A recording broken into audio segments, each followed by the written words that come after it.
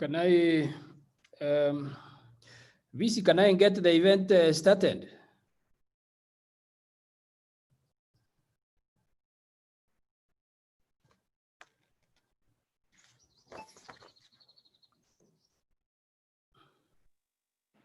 Hello? Yes, yes, you can. Thank you. Yes. Now, members, I was thinking that the CMO will say something to get us started, but let me do it myself. And it is 9 o'clock now, in fact, a few minutes after 9. And I want to welcome everybody to the event. And our starting point is opening prayer by University Chaplain, Father Ngugi Kaigwa. Father Kaigwa, are you there? Please give us a prayer. I can see you. Yes, I am present. Please give us the opening prayer. Thank you very much. I welcome all of you as well. Let us place ourselves before the Lord as we begin this meeting. Let us pray. God our Father, the Father of all humanity, as we thank you for this new day and a new month that we begin by marking the World AIDS Day, we thank you for the gift of life. We thank you for your protection all the time as you protected your faithful people of Israel when they were faced with the plagues. So we thank and ask you to continue protecting us as a university community and indeed as humanity amidst the confusions that are brought about in humanity by the prevailing pandemic and as well as other challenges that we face. We pray in a very special way today for all those affected and those indeed are infected by HIV and AIDS. And we ask you, Lord, for your continued interventions to help them continue living and continue being faithful to you. As a university community, under the leadership of our Vice Chancellor, as we mark this day, and led by the University Health Services, we want to commit the entire university family to you, our students and our staff, especially those who may be coping with the difficulties that are related to HIV and AIDS. Bless the discussions of this meeting and help us to remain always focused and faithful to you, knowing that you are the source of all good, the source of all that will help your people, especially in dealing with the challenges that we face on our way to following you. May we know always that you are the source of all that saves your people. Grant, Lord, that this meeting may be fruitful, and at the end, we may be inspired to continue doing your will. And we make our prayer through Christ our Lord. Amen. Amen. Thank you very much, Father Kaigwa, for the prayer. And all participants, Vice Chancellor, through you, this event today is World AIDS Day, and our theme is Global Solidarity, Shared Responsibility.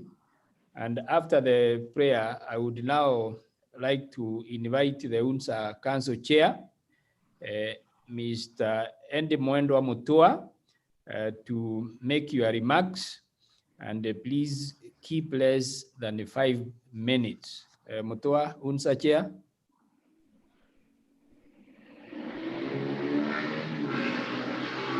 Yes.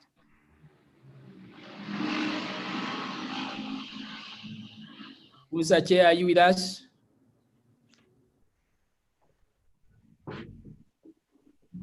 He's still setting up the way I see it.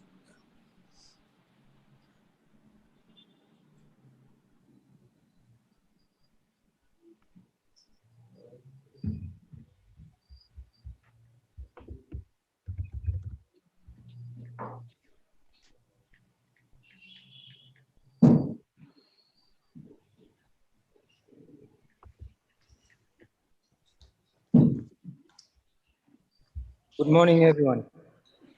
Good morning to you. Good morning. Karibu. Okay, let me start by saying a big thanks to everyone with us here today. This is a day of global importance, a day to remember the millions of lives lost to this epidemic, a day to stand in solidarity with those that face the daily challenges of stigma and discrimination, and a day to celebrate those who have chosen to stand and fight it gallantly. Today, we are reminded that AIDS is a problem of our common humanity, which we are called upon to respond to with love, mercy, and urgency. On this day, and indeed every other day, we are reminded of the over 40 million persons who have died across the world since the epidemic began. The disease continues to take a disproportionate toll on young people who continue to record highest levels of new infections. It is noteworthy that this populace constitutes the highest population of our university. It is we, the students. This is a call to all students that the time for action is now, and the need to adhere to the many HIV and AIDS preventive mechanisms, which all students are taken through in the first semester of their studies in this great institution under the common unit HIV and AIDS. This year's celebrations are modeled around the theme Global Solidarity and Shared Responsibility. Through shared responsibility, we are reminded that the most effective way to end the AIDS scourge lies in effective control practices within our community. This explains our meeting here today. To deliberate on more workable AIDS control practices in our university, celebrate our achievements, and generally raise awareness on AIDS. Friends, there's a terrible burden imposed by AIDS, which to me, and indeed to all of us, the call to shared responsibility can help alleviate. The burden of stigma and discrimination of persons living with HIV and AIDS.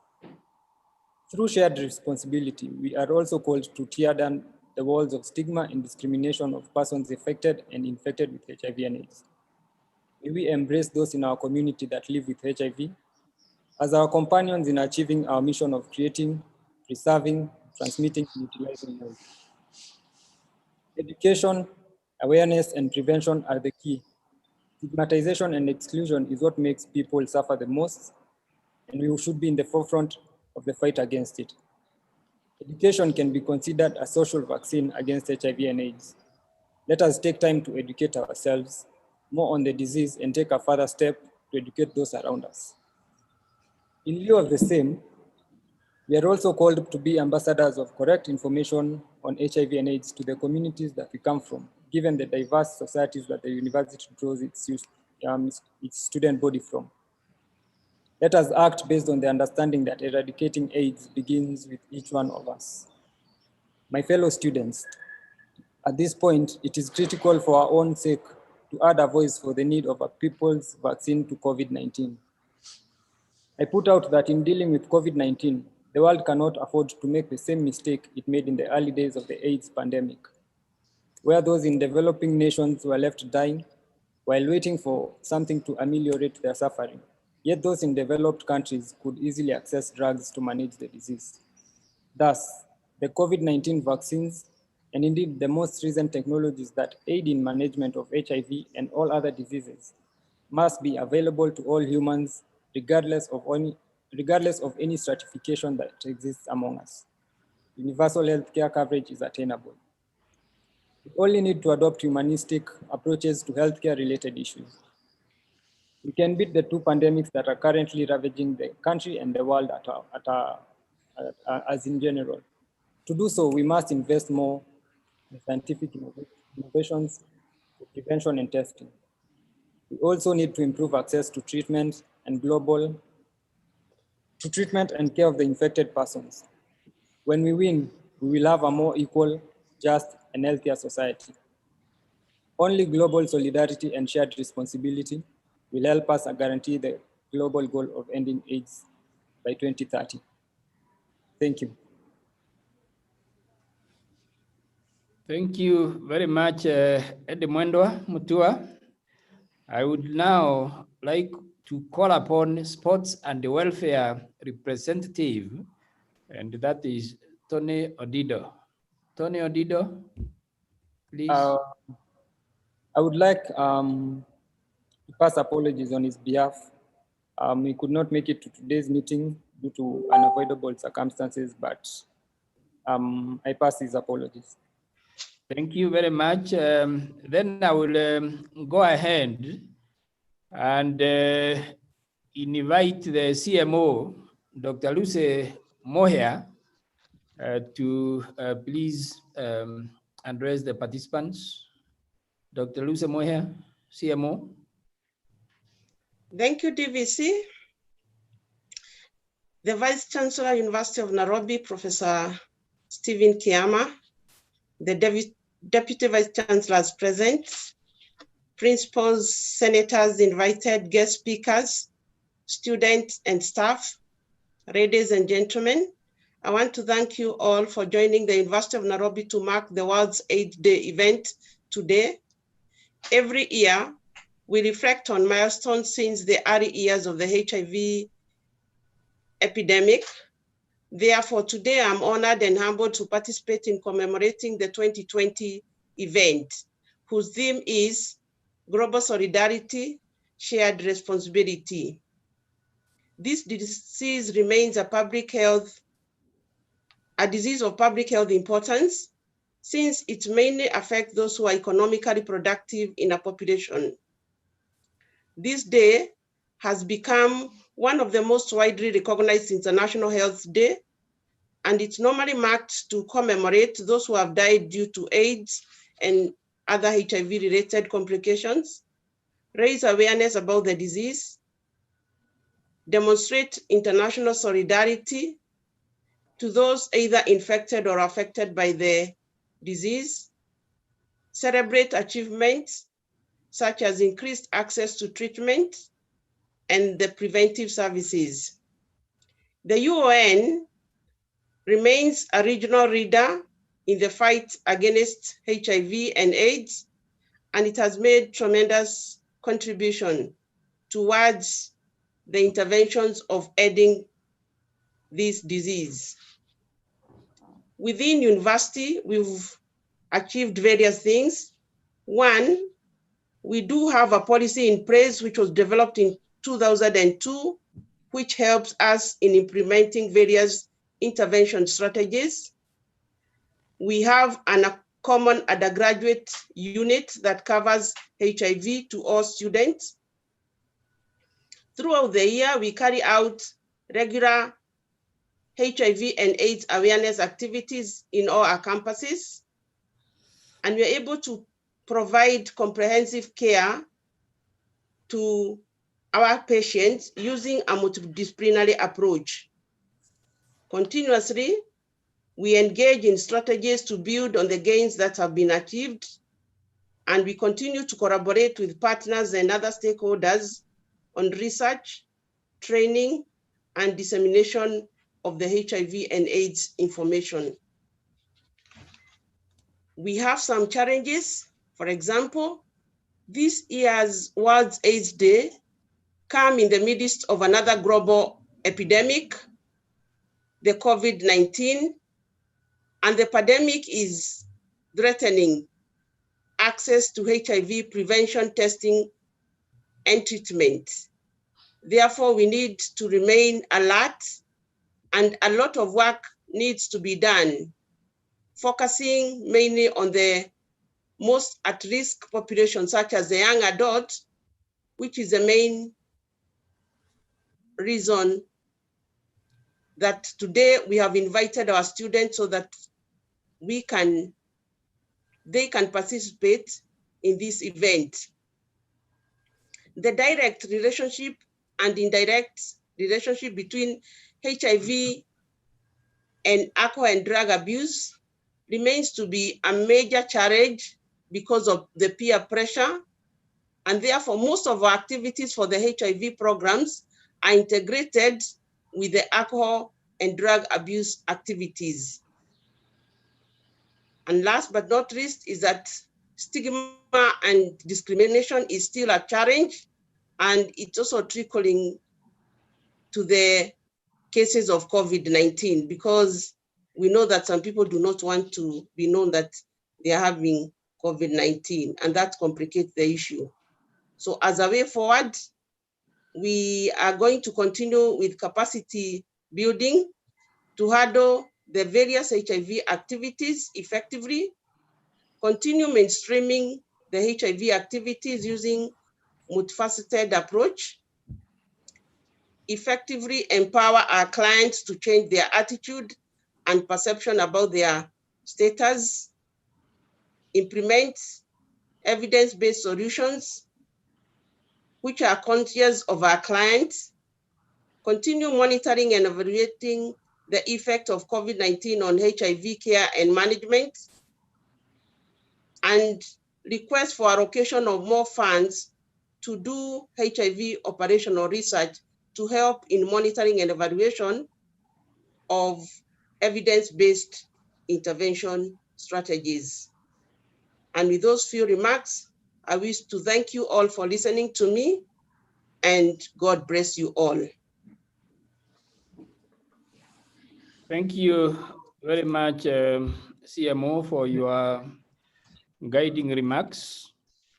I would now like to invite the DVC Academic Affairs, Professor Julius Ogengo. Professor Ogengo. Thank you very much. The Vice Chancellor, the University of Nairobi, Professor Kiama, the Deputy Vice Chancellors present, led by Professor Njeru, the CMO, guest speakers, keynote speakers, basically, Professor Anzala, and Louise Cheng, all participants. I wish all of you a very good morning. I am excited to see Omu Anzala there and Louise Cheng for two reasons. The first is that now we are definitely in the same college, but fundamentally that the institute that was initially CAVI for HIV initiative at one stage converted to become CAVI Institute for Clinical Research. That is truly a remarkable conversion because it then brings HIV AIDS in context with other diseases, and that is important. I'm excited also because that we are going to be discussing HIV in the backdrop of COVID. Today is an important day globally, but the university is critical in the manner in which it takes this. Over 60% of the people who are infected, especially in this country, are in that age group of 15 to 29, and that's where our students are. Both potential students in high school whom we are wishing to bring in the coming few years, and those who are already there, and those who are coming on to graduate programs. So really, HIV speaks to the University of Nairobi very directly and has potential to undermine any gains that we have made to the student population. But also that the people who are parents, who are young, who are on staff, 35 years ago were students like ourselves, including the Vice Chancellor and the keynote speaker, Professor Omu. And so you realize that the disease was first described during that time. 35 years later, we are the parents, we are in leadership, we have seen this thing grow. And so you identify a risk. The risk is that we may have at some point begun to drop our guard and considered that it is not as bad as it used to be. And now, this particular year, 2020, the COVID-19 pandemic then has masked HIV even more. And yet, even as this is happening, HIV itself, it will increase the risk of contracting COVID. And if you are to get COVID, you are in trouble. But secondly, that the effects of COVID, which I'm sure the two keynote speakers will be addressing, and the measures we are taking now to prevent, to contain COVID-19 spread, would actually predispose people to contracting HIV/AIDS. So it's a really important but unfortunate coincidence. But there is another coincidence. Both COVID-19 and HIV infection predispose to other diseases, some of them chronic in nature. So this unfortunate conspiracy, the effects will begin to be seen much later. And some of these diseases are cardiovascular, they are non-communicable. And that's why I began by saying that the conversion of CAVI to CAVI ICR is critical. And I am delighted that Professor Anzala will be speaking to this matter. The positive aspect of it is that the measures that can and need to be taken for prevention of HIV, by now we know they are doable, and from a university perspective, all measures that can be have been taken, but just in case they begin to drop, we need to be upscaling them, knowing that the HIV is still an active infection in our populations, and we shouldn't take anything for granted. So even as we are celebrating in solidarity with the global community and recognizing this need to share this responsibility, we need to take the greater share ourselves as an institution and as individuals in this institution. The student population especially, and all the measures they need to take that university health services are taking at community level, at university level, and at individual level are all very critical. In order to upscale prevention and management of anything, there is need for continual conversation around that subject. So as we have this conversation today, we need to continue this conversation on a regular basis.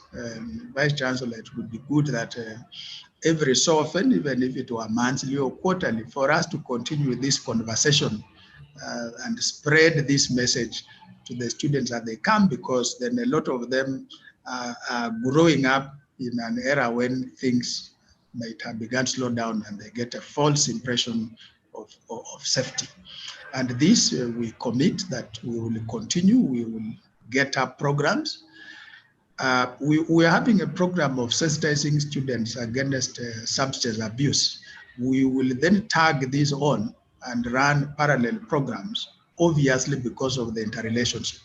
And the communications we are having and the sensitizations against COVID-19, even this provides an avenue to continue making statements about HIV now that we realize it might be beginning to rear its ugly head in greater proportions that we may have considered. So mine, colleagues, is really to call for enhanced vigilance against this HIV/AIDS pandemic, and invite the rest of the university community to come on board and talk about it a little more than we have tended to do in the recent past. Thank you very much. I wish everybody a fruitful participation. Thank you.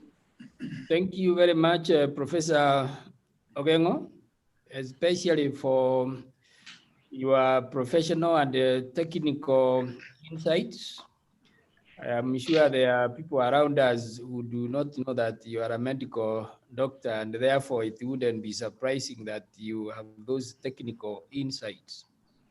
I now want to call upon the Deputy Vice Chancellor, Human Resource and Administration, and that is myself, because I ended up doubling up as the MC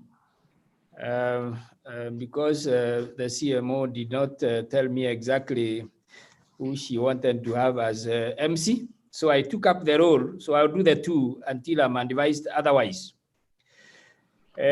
Now, Vice Chancellor, the Deputy Vice Chancellor is present, led by Professor Ogengo.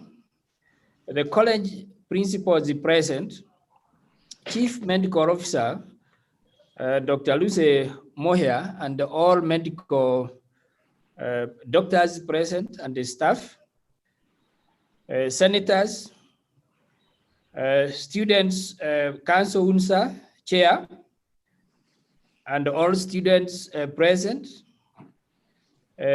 all other university staff present, distinguished guests, colleagues, ladies and gentlemen, I want to start by appreciating all of you for joining us today to commemorate the World AIDS Day. And this is the day when we remember people who are living with the HIV/AIDS, those who have succumbed to it, and those who are facing stigma and discrimination. Today, we unite with the rest of the world to show our support for all people living with the HIV/AIDS through activities that remind us to love, support, and care for them, and at the same time, remind ourselves of our important individual roles in the prevention of HIV/AIDS. Today, we are celebrating 32 years since the UNAIDS set aside 1st December as the World AIDS Day. As University of Nairobi, we have taken a keen interest in HIV/AIDS and annually mark this day to show compassion and care to the infected and affected members of our community. Ladies and gentlemen, allow me to report here that the University of Nairobi has an HIV and AIDS policy that provides for education. You heard Professor Ogengo talk about it, education, support, care, and treatment for the infected and affected. The university does not discriminate against students or staff living with HIV/AIDS. The University of Nairobi HIV/AIDS policy guides the implementation of various interventions that help us to make progress in HIV/AIDS control and management. However, much work remains to be done in a multidisciplinary approach to prevention of new infections, focusing on the most vulnerable sections of our populations, especially students who fall mainly in the age bracket 15 to 24. Professor Ogengo has guided that it is 15 to 29. This age bracket has the highest infection rates.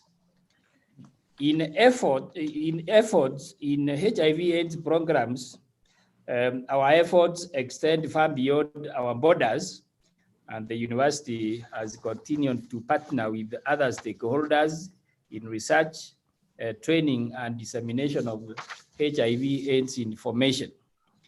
Through its networks, the University of Nairobi provides sponsorship for HIV/AIDS fellowship programs to enhance capacity building and the management of HIV/AIDS.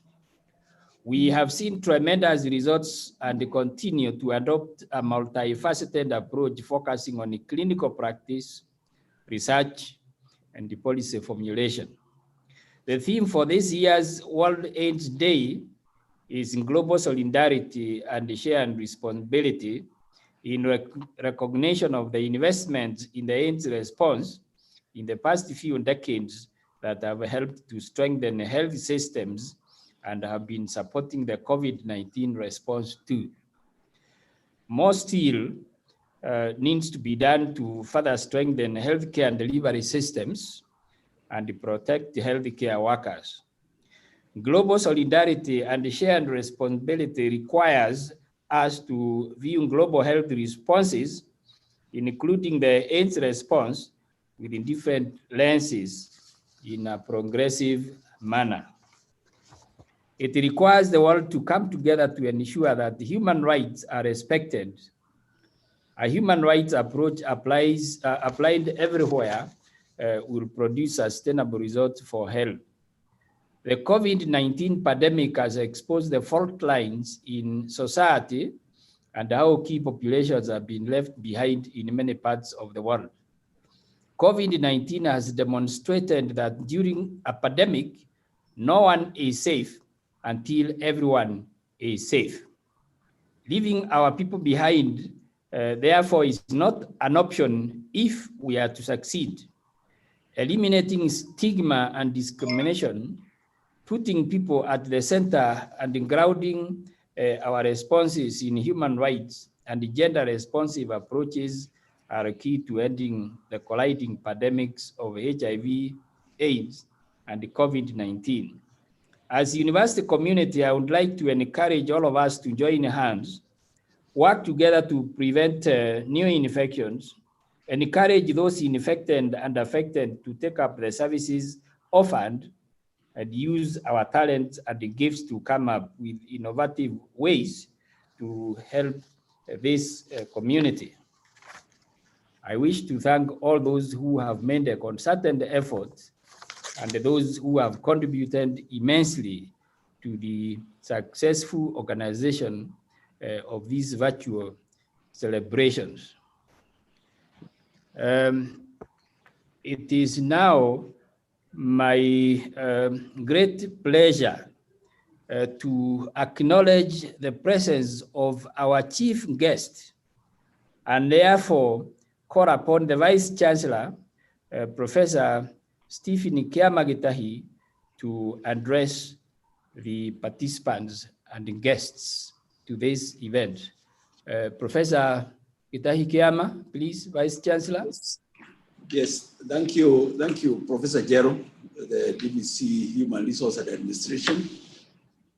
I want also to acknowledge the DVC academic, Professor Julius Ogengo, and also to acknowledge Dr. Lucy Muhia, who has organized this event and as in charge of University Health Service. They have made us proud organizing this event every year.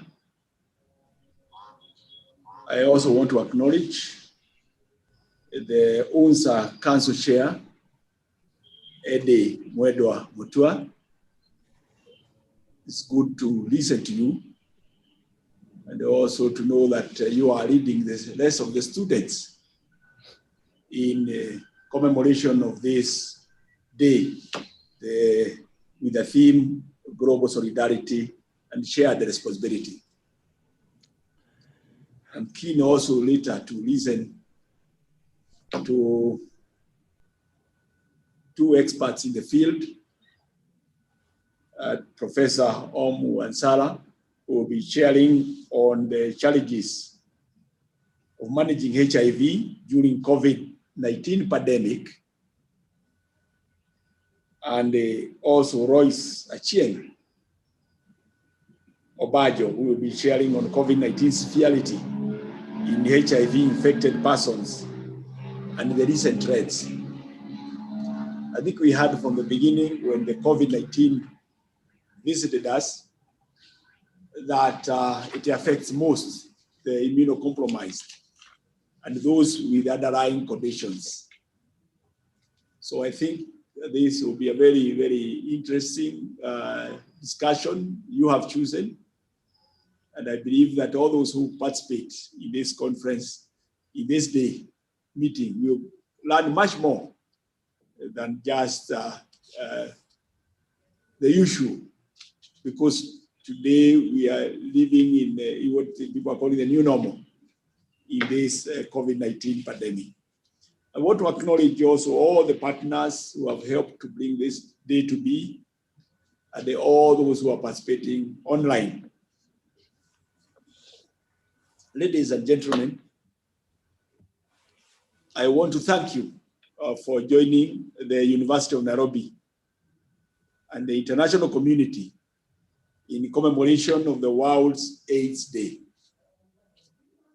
This is a day when people all over the world unite to show support for people living with HIV, stroke AIDS, and those affected by HIV. It is an occasion to remember those who lost their lives to AIDS. This year, the theme of the AIDS Day is Global Solidarity, Shared Responsibility. This theme is quite timely. This year, the world's attention has been focused on the COVID-19 pandemic, how to control it, and the effects it has caused on the health of the population, as well as the economy. The COVID-19 pandemic has greatly changed our lives. We have taken the opportunity to adopt and operate different in our current environment. The environment has changed, and the university community and the world at large has changed with the environment. The university systems have been disrupted, as you are all aware. The usually lively campus environment has been disrupted, and therefore we have chosen to conduct our business using technology. Otherwise, now we would have been at Great Court or the Chancellor's Court.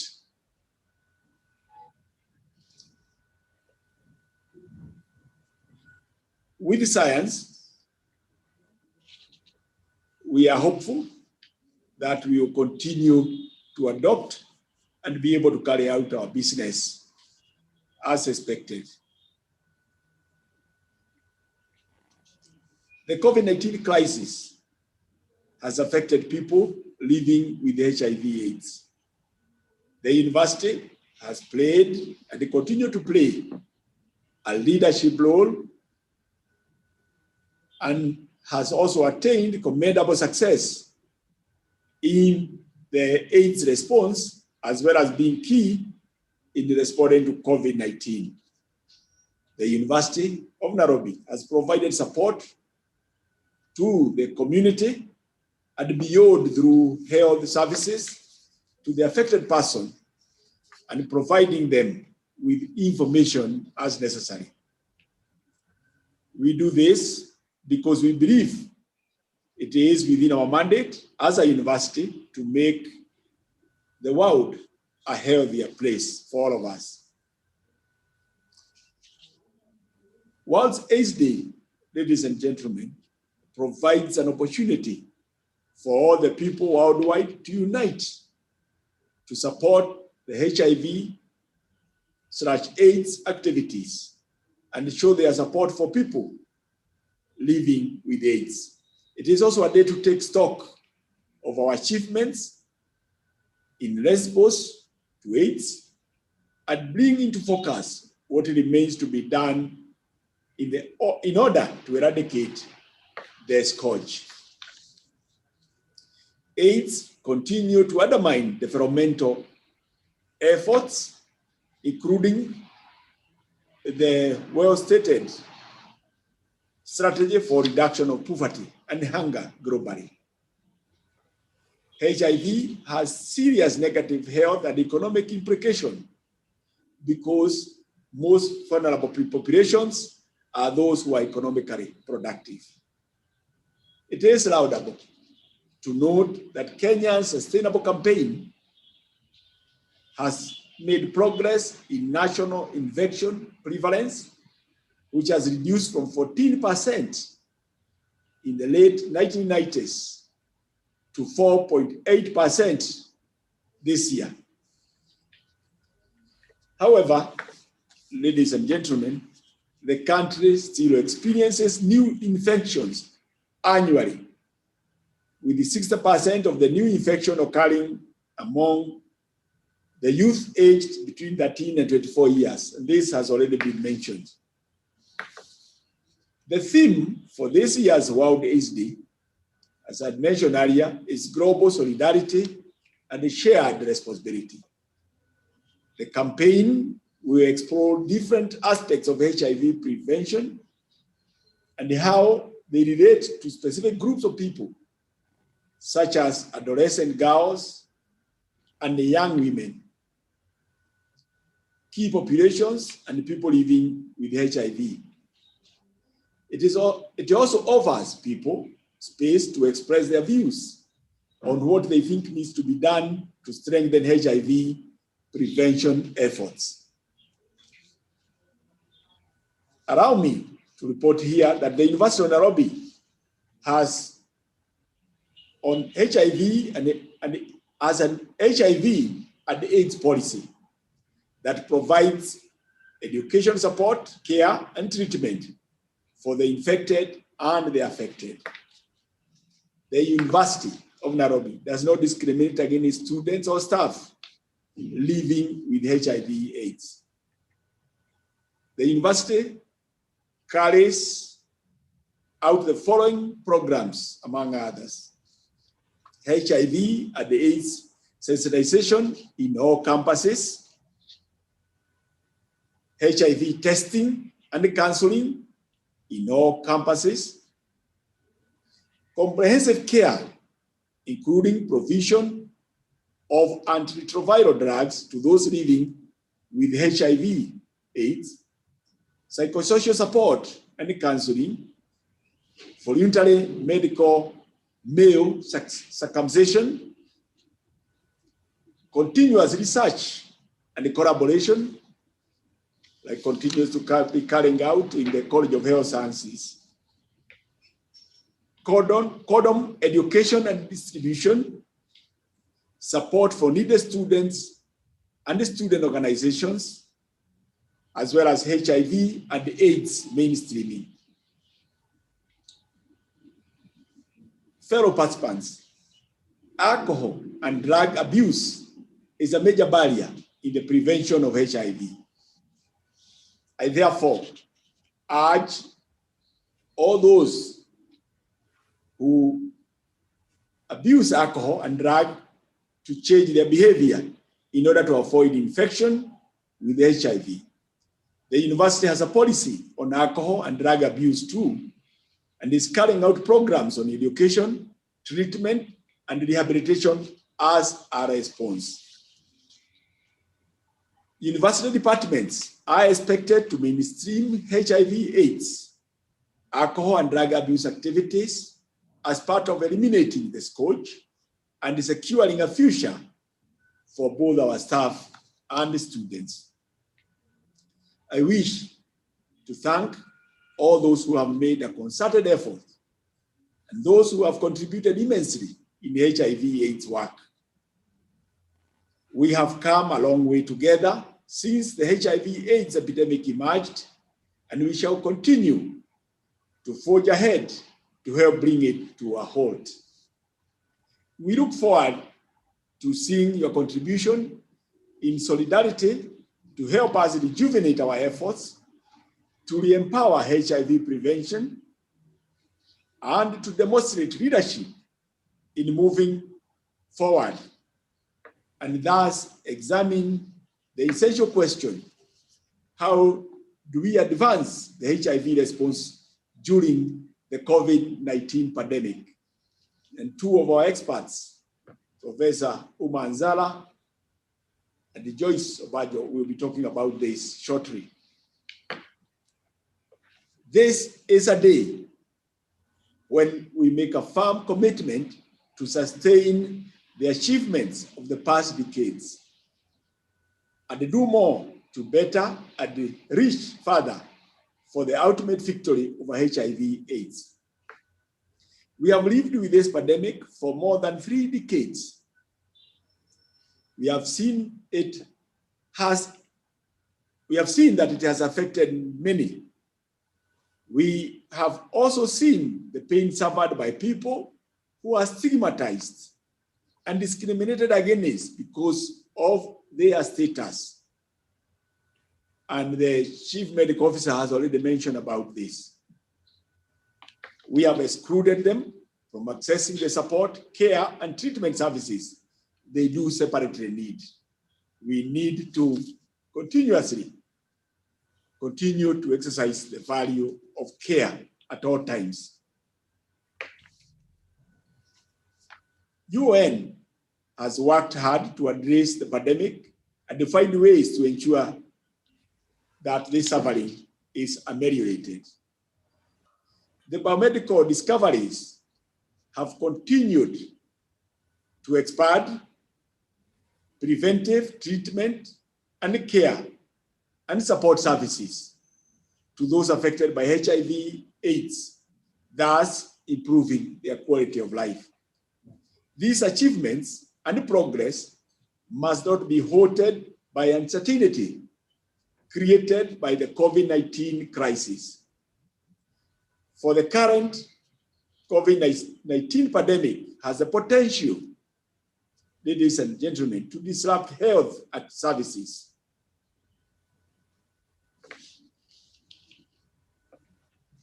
Finally, as we escalate our efforts to respond to COVID-19, it is critically important that we do not forget about HIV/AIDS. We should ensure that sufficient resources are also mobilized to support and sustain the HIV response.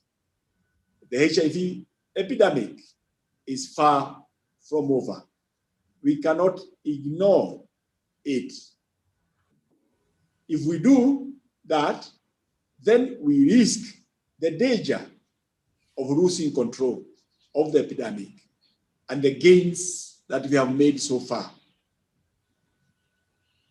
Thank you, and God bless you richly.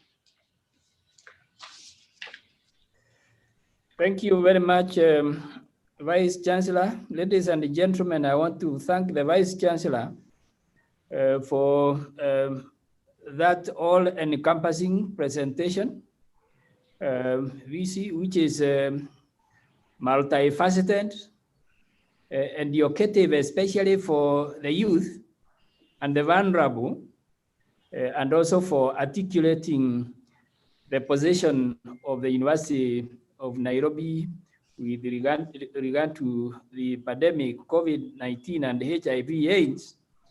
And also, I believe members have benefited from the approaches articulated and spelled out by the Vice Chancellor, including preventive, management, and curative with regard to opportunistic infections where that applies, and also support services and identification of resource capacities to support those that need that particular kind of support. Those among other many concerns have come out very clearly from the Vice Chancellor's remarks, and I want to thank the VC again. And also, as we get to the keynote speakers, I wish to invite the Vice Chancellor to stay on as much as he can afford before he is taken away by the various tight schedule requirements. So VC, you will be welcome. Thank you. I want now to, ladies and gentlemen, invite the keynote speakers, beginning with Professor Omu Anzala. Professor Anzala is from the Department of Medical Microbiology in this university, former director of CAVI, Institute of Clinical Research. So the topic for Professor Anzala is challenges of managing HIV during COVID-19 pandemic. So Professor Anzala, karibu, thank you. Yeah, thank you so much. This is great to be with colleagues. Let me start by thanking our Vice Chancellor, Professor Kiama, for ensuring that we keep work going and we ensure that the two problems we are facing, we can actually go to ensure that things continue. I'd like also to thank our three deputy Vice Chancellors who are in the audience. I'd also to thank the University Health Service for having organized this forum so that we can actually look at where we are in terms of these epidemics we are actually facing. Let me try and share my screen.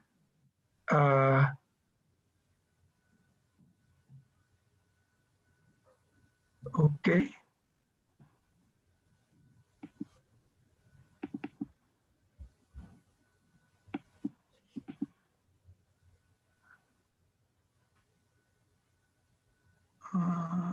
So can my screen be seen? Yes. Hello, can it be seen? Yes. We can see it. We can see it. Okay, let me, where is this? Okay. So what I'd like us to go through is really just to understand where we have come from. The theme really is global solidarity, and I've also added the word resilience. So we need resilience, and we also need that aspect of our global solidarity to ensure that really we can manage HIV and AIDS. Now, when we look around us, it seems like nothing has changed. Oh, but ladies and gentlemen, everything has changed. We are in the midst of two pandemics. And the problem again is that it's coupled with a lot of upheavals, socially, culturally, as well as economics. The future actually looks totally uncertain. So the question we keep asking ourselves, where do we go from here? Now, the HIV pandemic, HIV virus was described in 1982-83, but I also like to remind our reviewers that HIV is a zoonotic. Although we now talk of human-to-human transmission, HIV actually originated from the wild. So it is a zoonotic.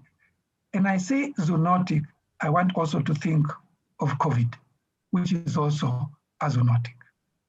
And since then, 75 million people have been infected, 32 million people have died globally, 38 million people currently, 2019 data, are living with HIV and AIDS.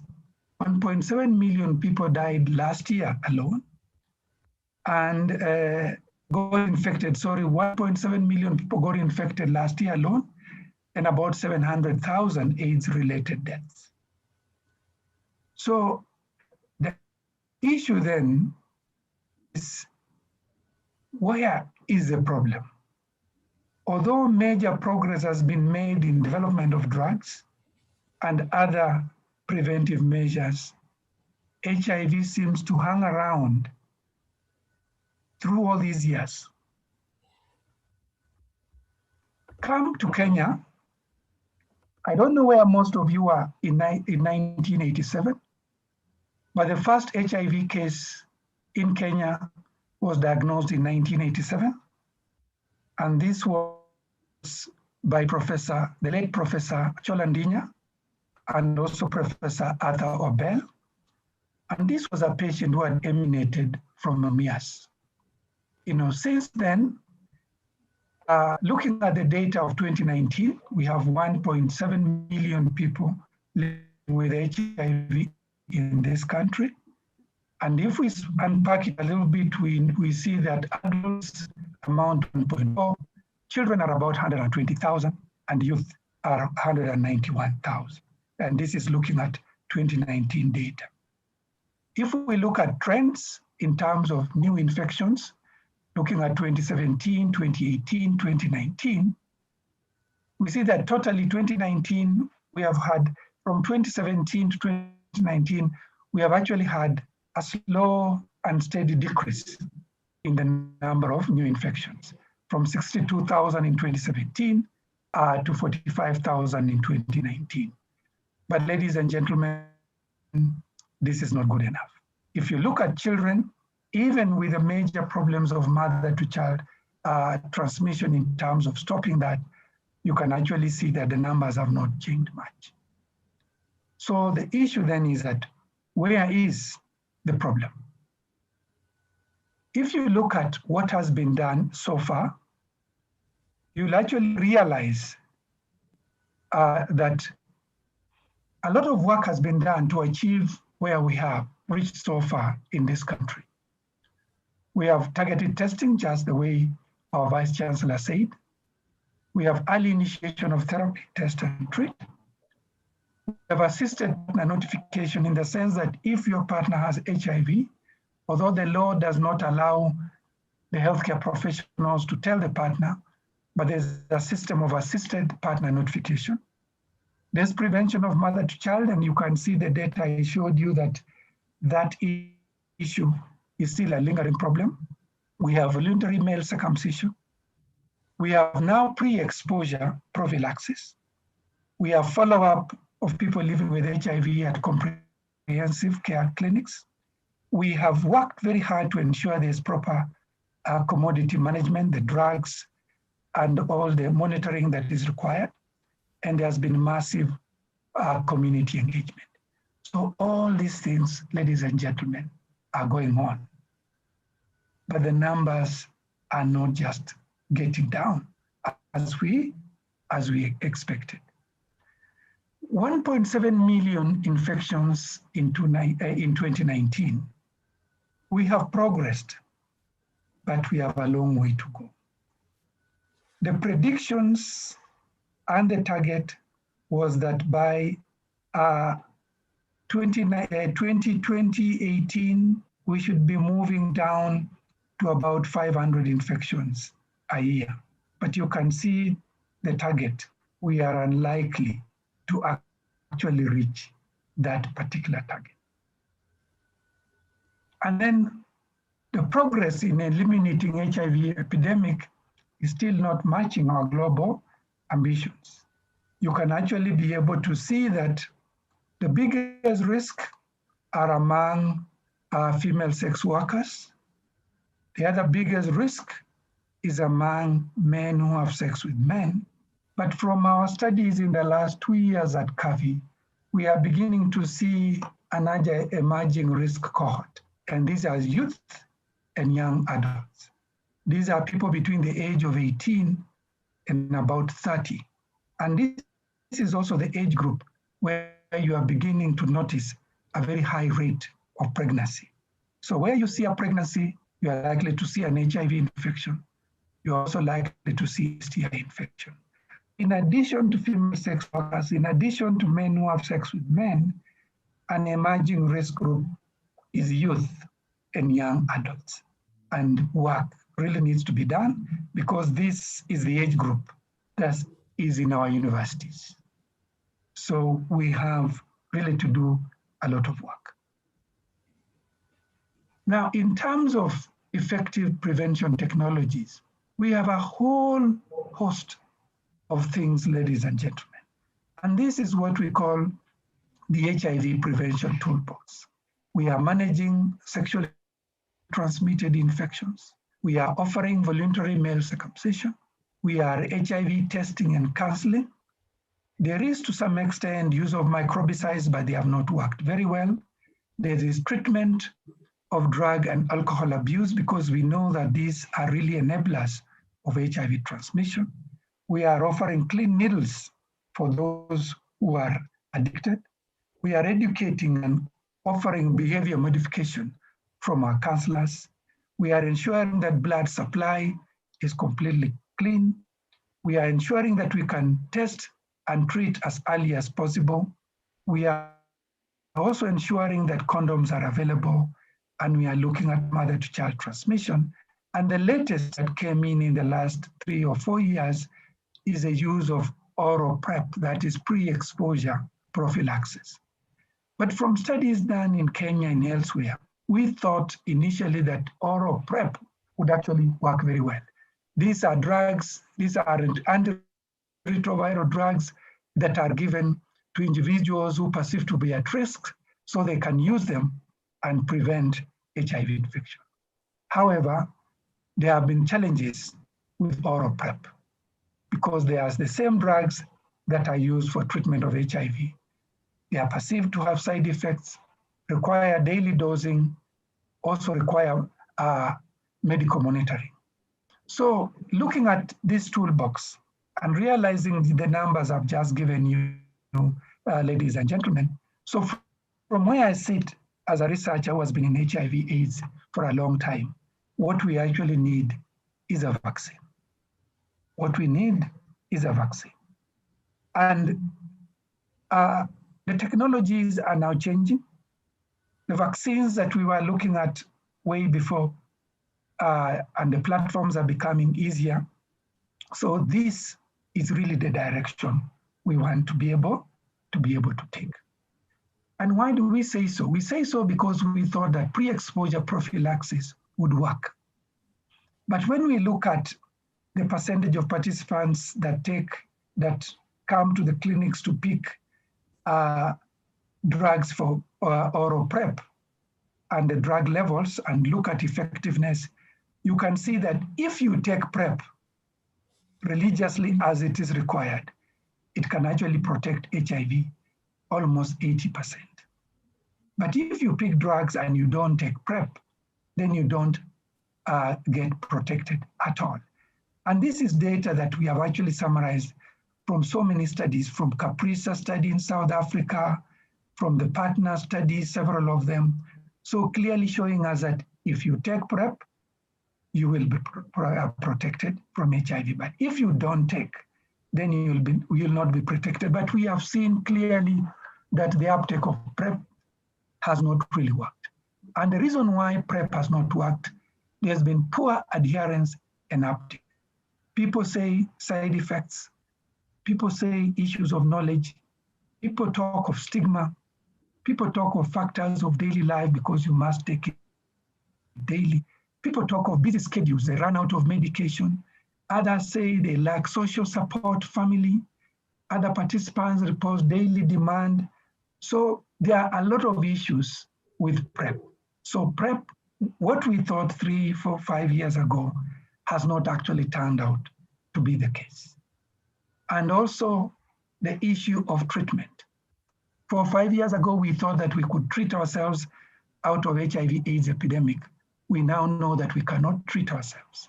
Test and treat is important strategy. However, its effectiveness again is wanting because it again requires behavior, that you have to be adherent and remain adherent. So that if you are not adherent, then your viral load will go up. And then if you come into contact with anybody else, there's a very likelihood that you'll actually get them infected with HIV AIDS. So as you can see, ladies and gentlemen, the toolbox is there. It's mainly behavioral science. We have treatment, but they are plagued with the issues of adherence and issues of side effects. So then where do we go from here? And what we want is to have a very diversified portfolio. But on that portfolio, we need to add an HIV AIDS vaccine. And you can see quotes from Tony Fauci, you can see quotes from Peter Piot. These are great men who have worked in this industry for a long time. And why a vaccine? Because it will give you long-lasting protection. And as we know, vaccines save lives, and vaccines actually stop one from getting infected.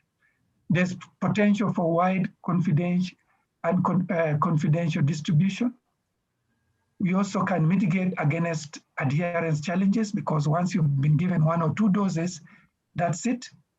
It will actually protect a wide range of people at risk, including those most difficult to reach. We have potential for herd immunity. And as an immunologist, this is exactly what is critical. You are all aware that 2 months ago, Africa was declared polio-free. And Africa was declared polio-free because of vaccines. And I know in another 2-3 years, if we start saying this, polio will actually be eradicated, just like smallpox. So this is the reason why we are saying that for us to move towards ending the HIV AIDS epidemic, to that portfolio of prevention, we must add an HIV AIDS vaccine. And there is a whole host of clinical trials out there. Some of them I will show the various that we are involved in. But one point I want to reiterate is that just look at the number of years it takes. This particular trial started in 2016. We shall get to know data around 2020. This particular trial started around 2017. We shall get to know data about 2021, 2022. So it can show you that the investments are big. The follow-up of volunteers is huge. And as we talk of COVID and COVID vaccines, I want you to be able to look at COVID vaccines in relationship to how long it takes to carry out these various trials. I will not go into details because it's not necessary, But those of you who are in science and want to understand this better, we are at the university. You can always get hold of us. Now, in terms of current phase 2B, phase 3 HIV vaccine, we are looking at PrEP, which has the data, some data has just come out about PrEP. About 3 weeks ago, we are still studying it. But our interest really is to look at broadly neutralizing antibodies. This is actually the kid on the block. And I say that because our first vaccine trial in Kenya at Kavi was in 2001. And at that particular time, we were mainly interested in looking at T cells. And we were looking at T cells because the work we had done in Majengo clearly showed us that T cells were to some extent protective. But over the years, we have realized that T cells alone cannot actually be a very good vaccine. And now over the years, we have now understood how to elicit broadly neutralizing antibodies. So the vaccines of the future will be a combination of a vaccine that will elicit both T cells as well as B cells. And these are the major two arms of the immune system. I will not go through this because I've already talked about that. And so let me now come back home and talk a little bit of what we are doing at Kavi. At Kavi, we've been at Kavi for the last 20 years. We started in 2001, where we tested the first vaccine we had actually developed with Oxford. And over the years, we have actually tested 15 different HIV vaccine candidates between phase 1 and phase 2. Most of these vaccines have been very safe, but they have actually not been effective in terms of preventing infection. So currently we are involved in HIV basic work. We are trying to understand further the immunology of HIV. We are also trying to understand further the virology of HIV. What is this virus? And to tell you the truth, ladies and gentlemen, HIV is very interesting because it goes and embeds into the genomes of the host. And once it has embedded there, it becomes part and parcel of your host genome. HIV is a virus that has the most variability, and that variability then has been a challenge in terms of developing a vaccine. We are also looking at viral host interaction at mucosal level. We know that HIV infects at mucosal level through sex and through secretions. So we are really trying to understand at that level, how do we understand so that we can design vaccines that will work at the mucosal level. Currently, we are involved in 3 clinical trials. One of them we call W001. We started this clinical trial in early 2019, and then in the middle, towards 2019. But by the time we got into this year, around January, March, we were hit with COVID. So there was a lot of interference with this particular trial. And this is actually the trial where we are giving a product that will elicit broadly neutralizing antibodies. We are now beginning to start a trial called C100. And this is a trial where we shall actually be infusing monoclonal broadly neutralizing antibodies into the volunteers. And we want to see how widespread and how effective in terms of getting into the tissues these particular antibodies will be. And then the third trial we are carrying out is called the GREAT trial. And this is a trial that has actually been, we are collaborating with the University of Oxford and looking at new mosaic, what we call mosaic antigens, where we have generated antigens that cover the entire spectrum of HIV strains, because we have multiple strains out there. And we actually want to see how that particular vaccine would work. So currently, these are the clinical trials we are carrying out in addition to HIV basic research. But the other things we do clearly is community engagement. We have dialogue on issues about vaccines with the communities. We have dialogue on issues about participation in research, and we engage communities on various aspects of research, because all this basic work and all these clinical trials actually involved human beings coming to our Kavi clinic. And it has worked wonderfully because individuals have come.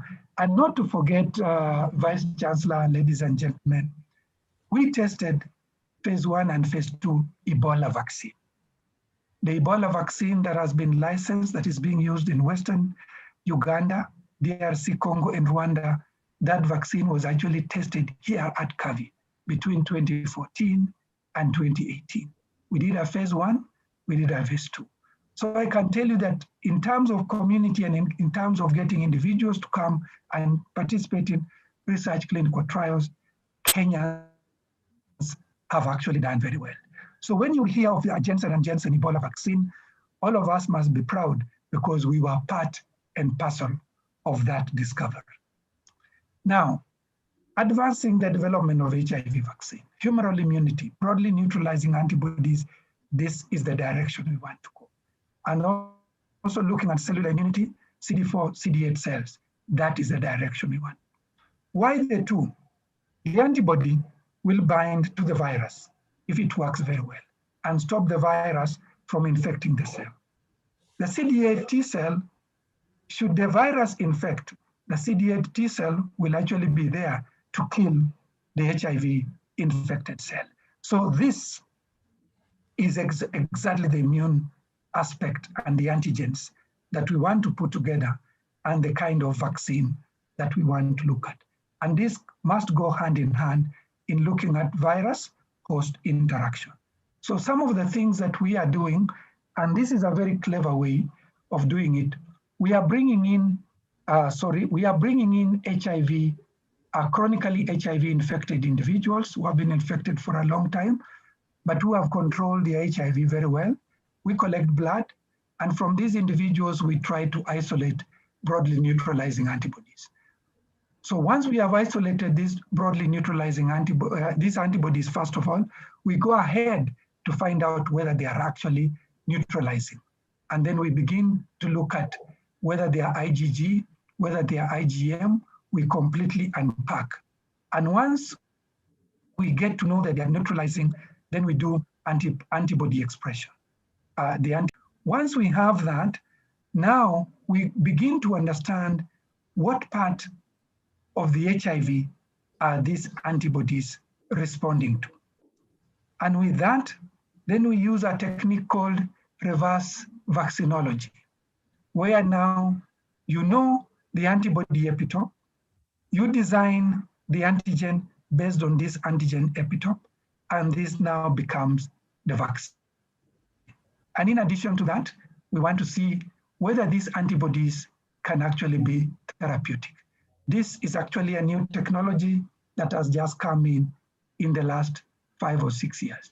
We call it reverse because we are starting from a chronically infected individuals, but also we are starting from the antibody to be able to create the antigen, as opposed to where people begin with the antigen to get the antibody, and hence the word reverse vaccinology.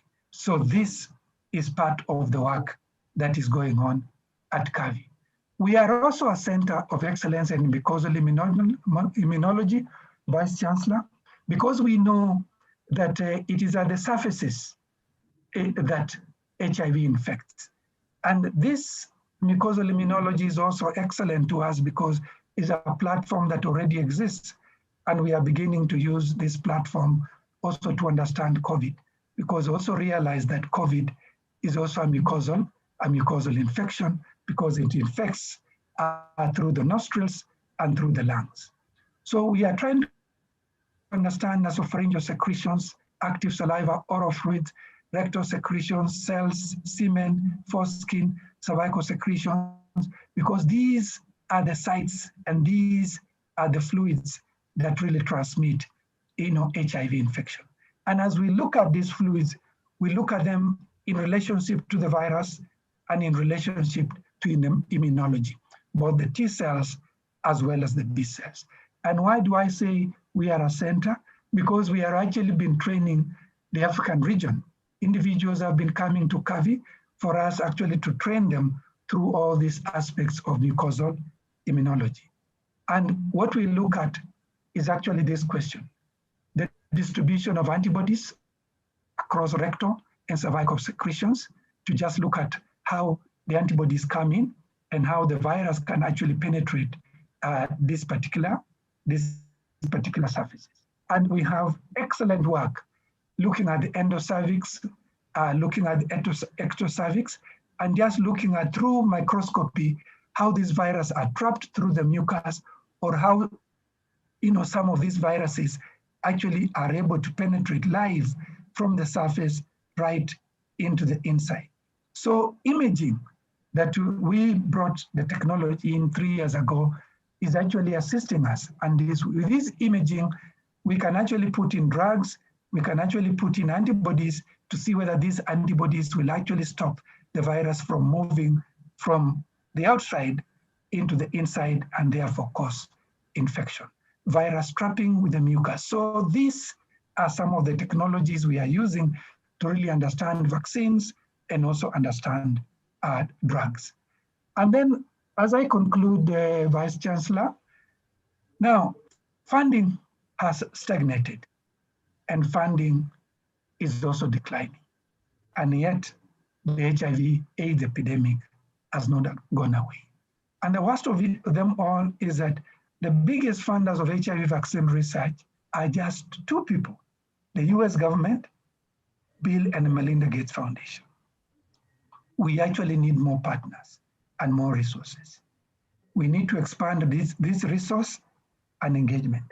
So where we sit, we really need to begin to talk to the African Union. We begin to talk to the economic forums in Africa to ensure that this funding goes up. We are worried because the longer it takes to get a vaccine, the likelihood that this virus will mutate and even begin to become resistant to drugs, as our colleague Louise will actually talk about. So there is a role and there's a need for scientific advocacy. So what I'm asking is that this is a role the University of Nairobi can actually play. So at the end of it all, ladies and gentlemen, the world needs an HIV/AIDS vaccine. And these are the various groups that CAVI gets funding from. Thank you very much, and I will stop there for now. Thank you. Thank you very much, Professor Anzala. That was a great lecture, given that it was free and you have not charged anybody for it. It was a good lecture and excellent, but intimidating, especially when you say that the funding is declining, yet we have not found a solution. My little knowledge about some of these things that you are talking about is that there is always the risk of genetic evolution. And so if we give them ample time to mutate, we might find ourselves in a lot more danger. But I hope that you and through the office of the Vice Chancellor should be able to mobilize more funding. University, of course, I know will try where they can, but they are quite economic dwarf. But Africa Union and others, I hope that you will get more support. Certainly, I find it a very excellent lecture. I want to thank you especially for putting the map of the University of Nairobi on the wide and global map, putting Kenya as a country more on the global map, and Africa, and internationalizing our concerns at the University of Nairobi. And I'm sure when you give a lecture like the one you have elsewhere, when the news reach the Vice Chancellor of the university, he always feels consistently good. Thank you very much for that. Now, I want to, ladies and gentlemen, invite the second keynote speaker, and that is Dr. Louise Acien Ombadio. who is senior lecturer, physician, and infectious disease specialist from the Department of Internal Medicine, University of Nairobi. Dr. Louise Ombadio, it's now your turn to make your presentation. Thank you. Thank you so much, DVC. Good morning, ladies and gentlemen, Vice Chancellor, all the DVCs are present today, principals, the UHS, and Dr. Lucy Muhia. Thank you so much for organizing this presentation. It's an honor to be able to give this talk. And it's also quite daunting coming after my teacher giving such an excellent presentation. So allow me to share my slides. And my talk today will really focus on a lot of the intersection around COVID-19 and HIV. I hope you can see my slides just fine. Okay, so I'll just proceed now. So one, it's really an intersection of two epidemics. So we have COVID-19 and HIV. This is new to all of us. It's that moment when we have several epidemics coming together, and we really have to think about the opportunities. One, the opportunities to leverage on the lessons learned from HIV treatment, HIV clinical research, and basic research. The opportunities to leverage on the resilience that people have, having dealt with one epidemic and being faced with another one, and really how to learn lessons from each of these epidemics to improve the care of both. So if we look at the Kenyan scenario, and Professor Nzala has really shown what the global landscape looks like. This is results from the KenFIA, which was released earlier this year, where we see that about 36,000 adults are infected annually. And as had been expressed by the speakers coming before me, a lot of these infections are now in the young adults. So that is something that is of concern. We have about between 1.3 to 1.5 million people living with HIV in the country. And this is one of the largest HIV cohorts globally. Again, females have disproportionately been affected by HIV, but what is even more concerning is that we're still having children being born with HIV at a time when there should be no new HIV in children. And then at the bottom of the screen is looking at the current COVID situation. As of yesterday, we had now reported a total of 83,000 cases. It's a little unfair to directly compare HIV and COVID, because with COVID, people are recovering and going on with their business. Whereas in HIV, people have to live with the virus for the rest of their lives. What again is concerning is the number of deaths. The number looks small compared to the total number of deaths from HIV, but remember we've had HIV for close to 40 years now. We've only had COVID for a few months. And the essence really going forward is to ensure that we can keep these deaths to a minimum. This is a map looking at the distribution of COVID in country. Nairobi has reported the largest number of cases, followed by Mombasa, Kiambu, and now we have Nakuru and many of the counties to the western part of the country reporting a significant number of cases. If we look at what's happened from the time COVID started, and this is really work that we are looking at around modeling of the outbreak, and this is what we're doing at the University of Nairobi. So first case announced around the 13th of March. A raft of measures were put in place around that time that really kept a lot of the disease under control. Once we started lifting some of these measures, for example, when curfews extended and some of the travel restrictions are lifted, we begin to see an increase in the total number of cases here. And more recently, towards the end of September, most of the restrictions were lifted. And as you've all seen, even in the news, there's been a significant rise in the number of cases since that time. So clearly, and we see this same scenario being played out globally.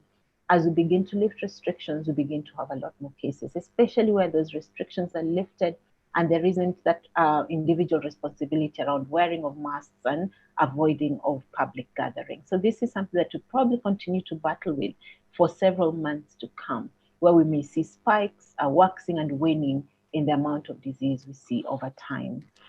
This sort of just shows that waxing and waning again. Around July to August, we had sort of the highest number of cases, a lot of hospitalizations and mortalities. This went down significantly around end of August to early September. But as we've said, over the next about couple of months, we began to see a significant rise in the number of cases. The question has always been, is the number of cases a subject of the amount of testing we're doing? And true, the more we test, probably the more we will find. But to keep an eye on something we're calling the percentage positivity, which if a number of cases was just a result of testing, we'd have either a stable positivity or a declining positivity. But what we've observed over the last several weeks is that we've had a positivity rate that is way above 10%, often around 15%. And this is an important marker of community transmission and really tells us that there's a lot of ongoing community transmission. We really have to keep our guard up in terms of some of the advisories that are given out, some of the measures that we follow, as well as how we follow patients, follow contact, and ensure that we can limit transmission as much as possible.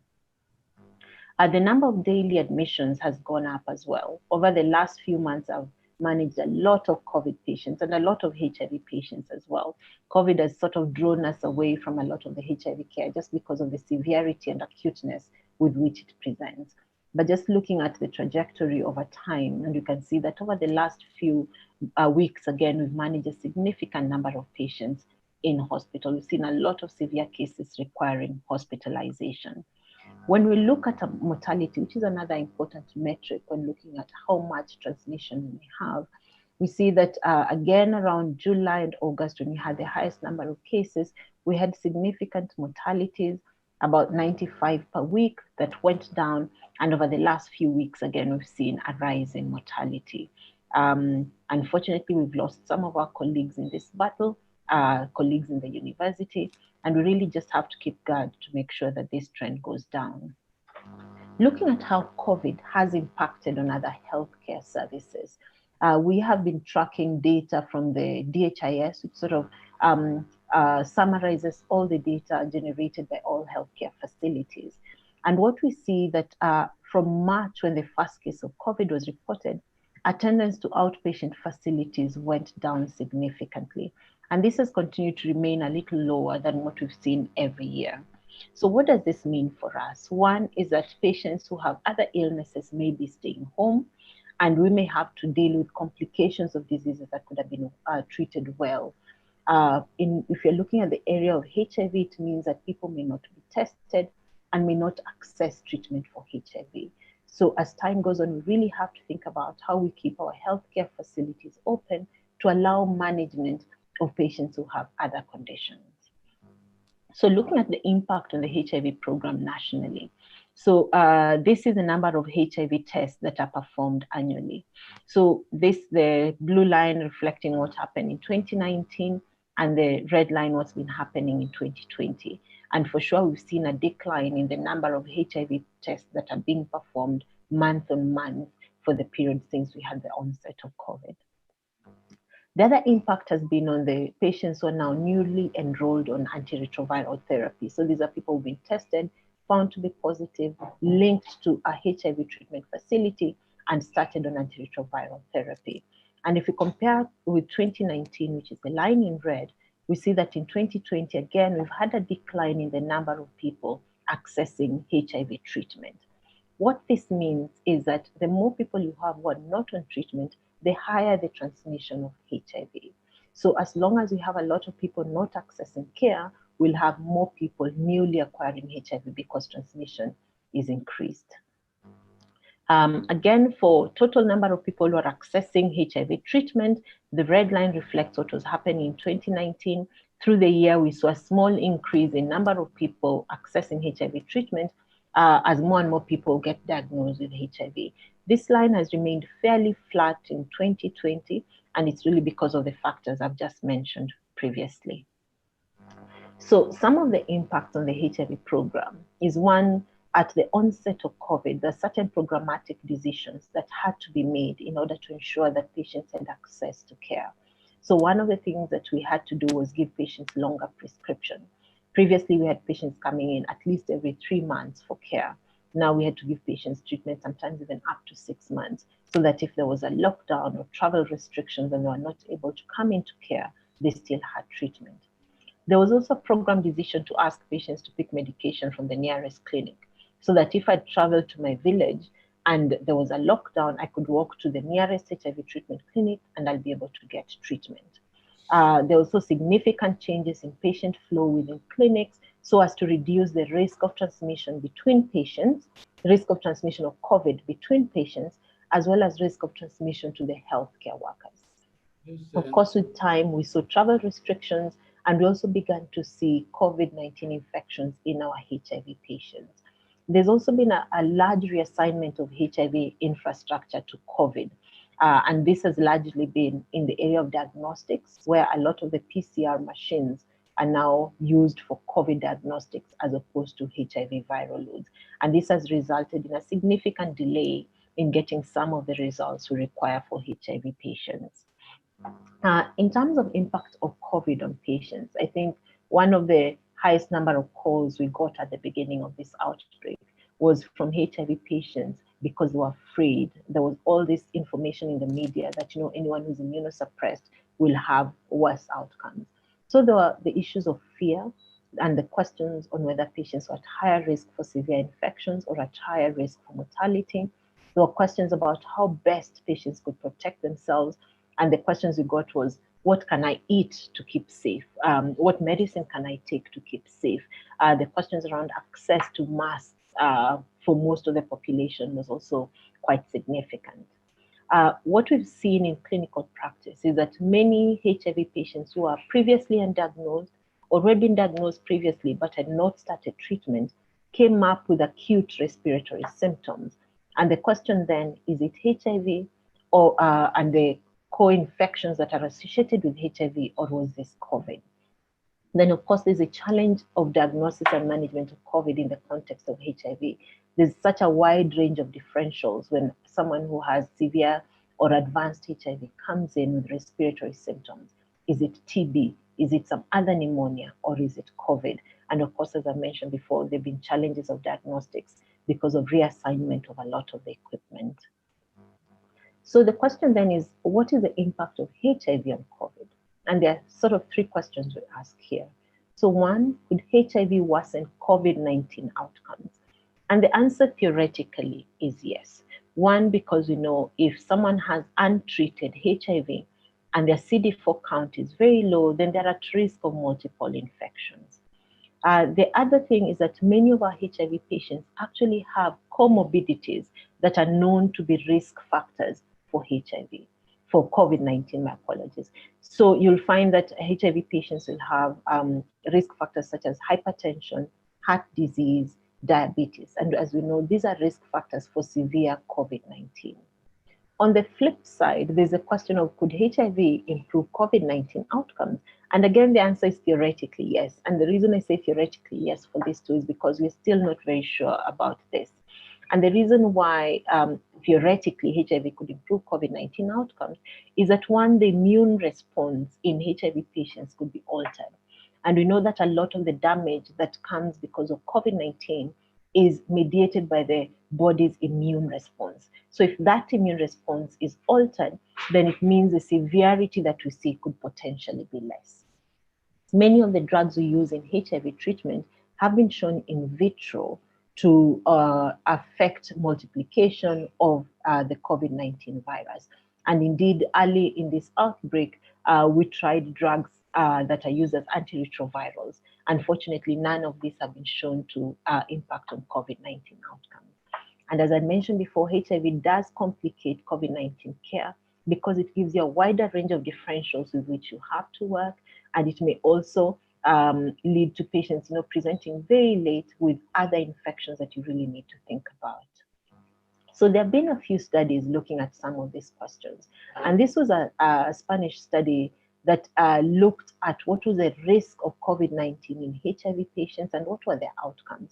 And they looked at a very large cohort of patients and sort of split them into those who had HIV infection and those without HIV infection, and followed them up to document outcomes, which I'll show next. And really, they were looking at how many required hospital admission, how many required ICU care, and what the mortality rate was. And basically what this study showed was that the risk of COVID-19 in patients with HIV was just below 2%. The rate of hospital admission, ICU care, or mortality was not higher than in the non-HIV infected population. So these studies seem to suggest that HIV on its own does not really affect the severity or outcomes of COVID-19. More recently, we've had some data from South Africa that also looked at patients with HIV as well as many other comorbidities to look at which ones could potentially impact outcomes of COVID-19. And if you look at the bottom here, they seem to suggest that patients who had HIV were at a slightly higher risk for mortality compared to those who did not have HIV.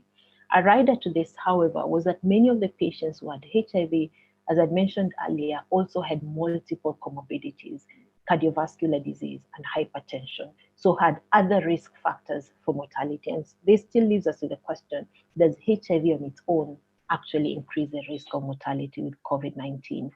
We have recently released some of our own data from our own work around COVID-19 as a preprint, and we're looking forward to the publication of the same.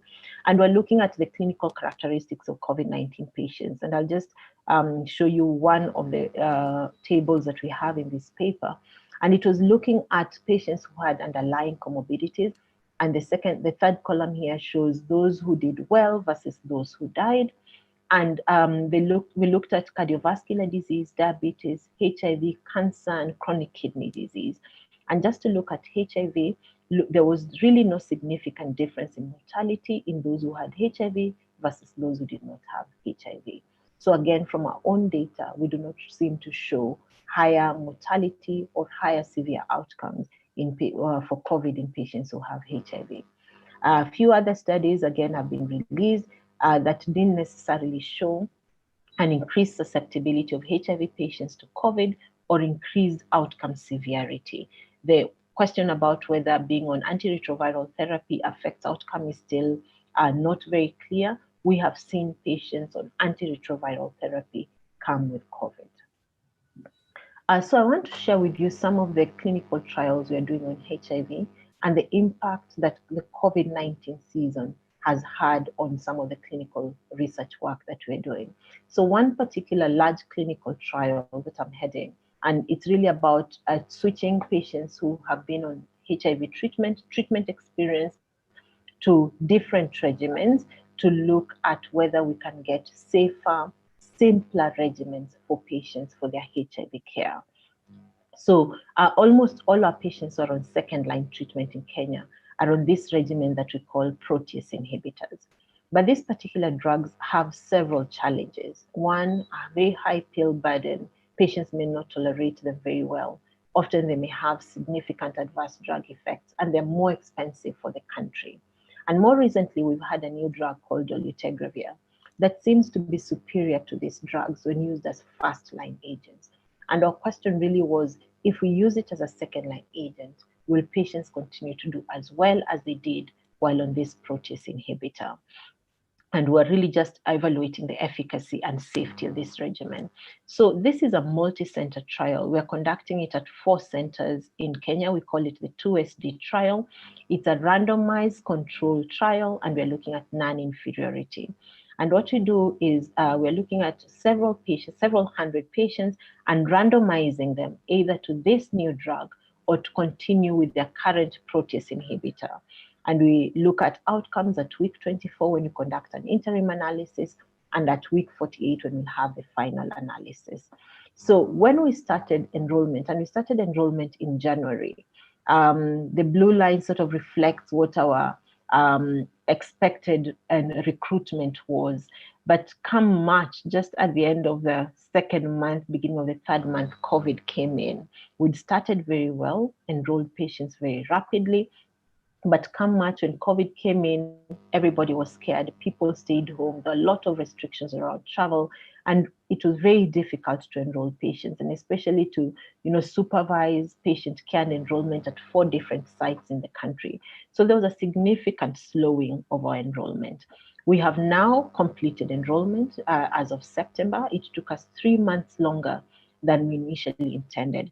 But there's certain unique challenges that came with this COVID season. As I mentioned before, there are a lot of travel restrictions, there's a lot of participant anxiety and healthcare worker anxiety as well because of exposure, potential infection. Many times we had to send our study staff to quarantine or isolation because they've been exposed in the course of treatment. There are significant difficulties with public transport. And when we looked at our budget at the beginning of the study, and a transport cost doubled, which means we had to refund patients double what we budgeted for, and led to significant increases in study budget. A lot of patients may have lost income and some moved back to their rural homes. And also because of what I talked about earlier, about the recommendation to pick medication from the nearest clinic, many times you may find a patient will switch to something that they were not on during the study. So we had to surmount these challenges, but we also came up with a number of solutions that have helped us to complete this study and safely enroll a number of patients. There's a lot of training of healthcare workers. We had to buy and avail PPE to all the study staff. We ended up using a lot of virtual support for participants, Zoom call with study participants, a lot of phone counseling. Many times we had to deliver medicines to participants wherever they were. And we even sent out lab personnel on border riders to go and collect lab samples from study participants. And we really had to map out where each of our study participants was in the country and talk to the clinicians who were closest to them so that they could continue to get whatever care they needed until such a time that they could come back to us. And just as I go towards the end, a few things that we'll have to think of. One, these are two epidemics that are intersecting, and the best bet we have is to prevent both. And for HIV, we have many tools in the toolkit. One around everybody getting tested and knowing their status, making sure everybody is on treatment. So we have to think, even in the context of COVID, how do we ensure that we continue to enroll patients in care? Professor Nzala talked about pre-exposure prophylaxis. We have to test and treat all sexually transmitted infections. There's the use of condoms, post-exposure prophylaxis. We have to think about ending mother-to-child transmission, reducing stigma, not just for HIV, but for COVID as well. Issues around increased financing, both for care and research, as was very well elucidated by Professor Nzala. So we have to think about this. And as we look at this, you realize that as time goes on, two very important preventive measures keep dropping off. And those are abstinence and being faithful to one partner, which is really the backbone of prevention. And around treatment, we have to remember for everybody who's HIV infected, that someone diagnosed with HIV in this current era today and treated before disease is far advanced can live nearly as long or even longer than someone who does not have HIV. So it's really an encouragement for everyone to go out, get tested, and get treated. When we think about COVID-19 prevention, very standard measures around wearing a mask, washing hands, covering, cough etiquette, social distancing, around maintaining general cleanliness and disinfection, and encouraging people who may be unwell to avoid coming into contact with other people. So for these two epidemics, we have tools that we can use to prevent, even as we wait for the vaccines to be available and accessible to us. For the people living with HIV, we often ask the question of what can we do to protect ourselves. So other than the general measures I've talked about, we need to ensure that we continue to take treatment and that our patients have access to treatment, that there's no stockouts of any ART, and that patients have stock so that in the event of any lockdowns or travel restrictions, they can continue to have treatment. That we continue to prevent other infections that may influence outcomes, so that immunizations are up to date, and that the general measures that we should each observe, eating well, exercising, sleeping well, and taking care of our mental health is maintained. And as much as possible, let us avoid scenarios such as this. This was a very recent function, and you can see thousands of people, no masks, and definitely no social distancing. And this is where we lose the battle on COVID-19. Thank you very much for your attention. Thank you very much, Dr. Ombadio. That was a great presentation. I normally see you on TV, and then I think you are great. Now today I know you are even greater.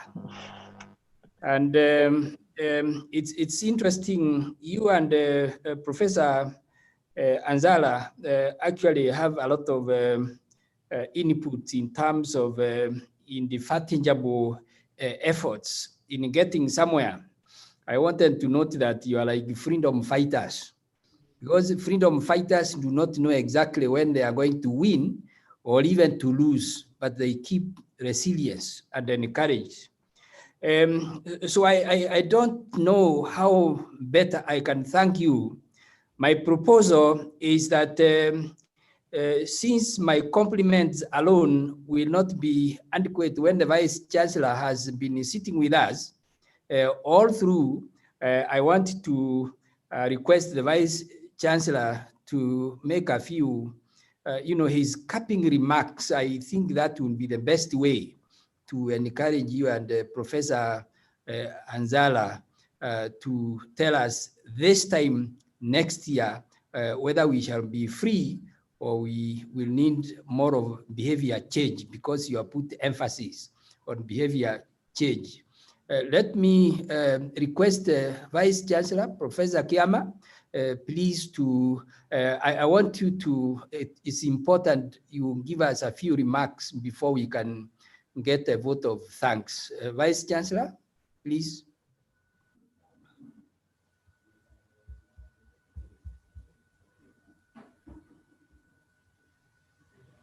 Because to gain knowledge in this, as you are aware, my background is veterinary medicine. And I have interest in the subject as a scholar also. So I sat back as a scholar just to hear what it is. I was keen, particularly to listen and hear what is the connection between the HIV and the COVID-19 pandemic. I am surprised that Louise Ombadio has said, well, there are conflicting studies showing there is very little relationship. I think that study from South Africa just showed there is some little relationship in the outcome. But obviously, what you were saying earlier is that one would have predicted that there would be quite a close relationship between the two. Obviously, ranking the issues of cardiovascular and the others much higher. But it's interesting, I think, because we have all this high percentage in the country, and one would have expected that therefore the numbers would have risen on also the HIV prevalence. But this is not the case. So it means that there is quite a lot we still need to know and understand about the COVID-19. Yeah, there is quite a lot, and I think that thread needs to be followed completely to understand what is this that results to all this outcome with different people, where but you see, I think also the outcome when we try to follow it, it seems like it is the extent of the immune response that leads to these deaths that we are seeing, how the person responds, how the lung responds in a moderate, overwhelming way. So therefore, I think you are right. I think this observation seems to be, if you are immune compromised, unless somebody tries to push it, the response is not supposed to be very large on overwhelming the lung. I think that connection, when I look at it scientifically, I think what you are observing, I think now, the hindsight, I think that's what one would actually expect, what you're observing. I had also the Anzala saying, also the issue of funding. And we have always had challenges in dealing with the diseases that have affect the tropical countries. We have a problem on who is going to finance this. We have problem whether it's a sleepy sickness, and we have been lucky, at least because the West was affected by HIV. They also put some money in the third world, and as you have said, it's only Bill Gates and the US government doing it. I think they still need to do this, because if they don't do it as much, then we will get it and travel to their countries and then take it there. Unless they start saying that anybody with HIV will not be allowed in any of those countries. I think that continuing financing by the Europe, by US and the other, that should continue, even if it means just to protect themselves, to protect the rest of us. I know that they have not done very well in financing the tropical diseases. And I mentioned like sleepy sickness. There was an attempt to get even drugs for it, but they just got interested with it when it got that drug got other use, not particularly treating Africans. Yeah. So, but as we move forward, and Zara and the others, I think we need to continue emphasizing to government that there is need to finance research in the universities. I say this particularly knowing that the three departments that are very critical on research are all domiciled in the Ministry of Higher Education. That is the Kenya National Innovation Agency, Kenya, NACOSTI, as well as the National Research Fund. And I would have expected that there will be heightened activity around those three agencies to see how to support university research in the area of what you have mentioned, the HIV, the COVID, and all other diseases.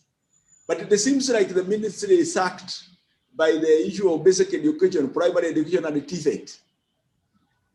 Whereas those strong departments are domiciled there.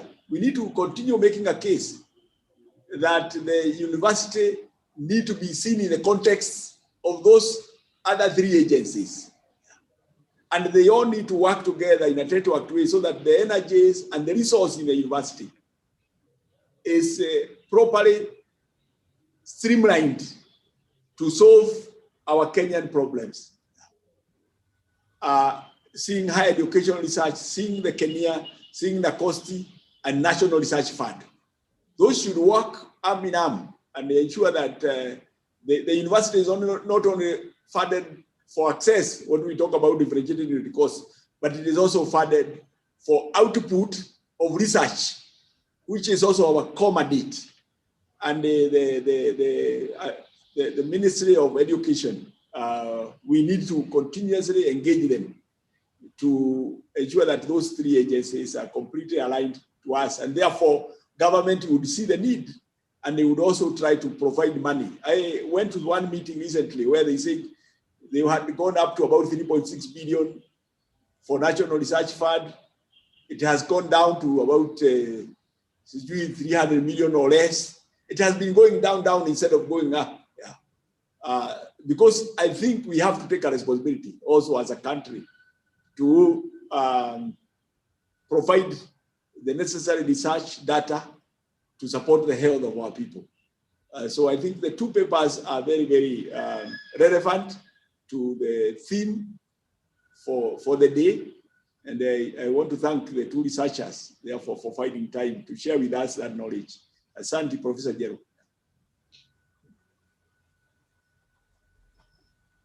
So thank you very much, Vice Chancellor. Now, Professor Anzala and the Dr. Ombadio and the CMO Luce Mohia, I hope that the speeches for today will be publicized in a very big way, and especially when this is coming up during the University of Nairobi at the 50, and in a very strong way also incorporating the Vice Chancellor's remarks that we need not only a holistic approach, but an institutionally collaborative approach among the research institutions in which the university researchers are playing a major role, and that then the researchers within the university context should lobby the government and local funders to actually allow the university to play a greater role in mobilizing resources to do more advanced and more advanced research, and so that we do not just look up to the donors, foreign external funders. We can also start with looking from within the country, and then more information and educative capacity building to enlighten the Kenyans. Like me, like VC noted, we have this misinformation that if you get COVID-19, when you are HIV positive, you die the next day.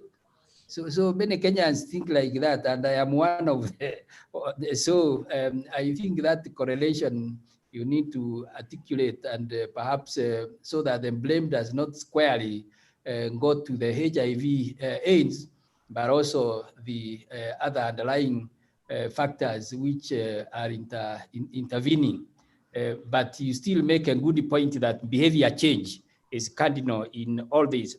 VC, thank you very much for articulating the finalities of the two speeches, but allow me to also heartily congratulate the two speakers, because really they are excellent. Sometimes you may not even imagine that they stay with us, and they stay and belong to the University of Nairobi. If they were as well known as we have come to know them today, University of Nairobi would be the greatest, better known university actually in Africa, south of Sahara and north of River Limpopo and beyond globally. So I just wanted, with that, I thank you very much, Vice Chancellor, for being with us and staying all through, and the members and the participants. I now wish to request the Director of Corporate Affairs, John Oridi, to give us a vote of thanks, if you are with us. John Oridi?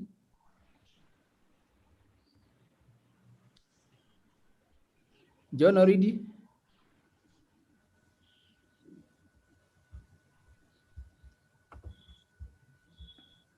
Thank you, Chair.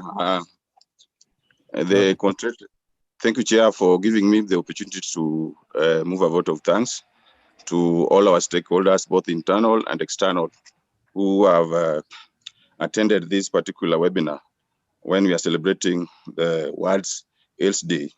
I want to start by moving a vote by appreciating the Vice Chancellor of the University of Nairobi, Professor Stephen Kiama, for attending this particular occasion. This is a very important occasion in our celebrations, in the calendar of our celebrations. And the VC, we appreciate you very much for honoring these particular celebrations and sharing the policies and the policies and the programs that the university are making towards the managing HIV at the university, and also working with the other stakeholders in controlling HIV infections. My second appreciation goes to both Professor Njeru and Professor Ogengo, Deputy Vice Chancellors, who I know they had very pressing activities, and they still decided to honor this particular and prioritize this particular conference activity. We appreciate you both for your remarks and for also articulating the position of the university. My third appreciation goes to our presenters, our able presenters, Professor Omu Anzala and Dr. Louise Ombadio. The two of them have really given us a lot of knowledge and information on the scientific aspects of AIDS and the relationship between AIDS, HIV AIDS, and COVID-19. We appreciate you very much. The two of them have been leading at the face of the university in the fight against COVID-19. And we appreciate you very much for putting the university high through the education that we have been doing, and also supporting the government with the technical knowledge that is required during this period of COVID-19. We are very happy. We're always very happy, as Professor Njeru mentioned, to see you on TV, very articulate and very very scientific in your communication, very educative in what you articulate on in the media. My next appreciation goes to the organizers of this, particular webinar, led by the Chief Medical Officer, Ms. Moya, and all the team members that worked together to make this webinar possible. I would not forget the presence of the chair of UNSA, Eddie, for attending and also giving remarks and giving a position on the youth perceptions on what the youth think about these infectious diseases. Finally,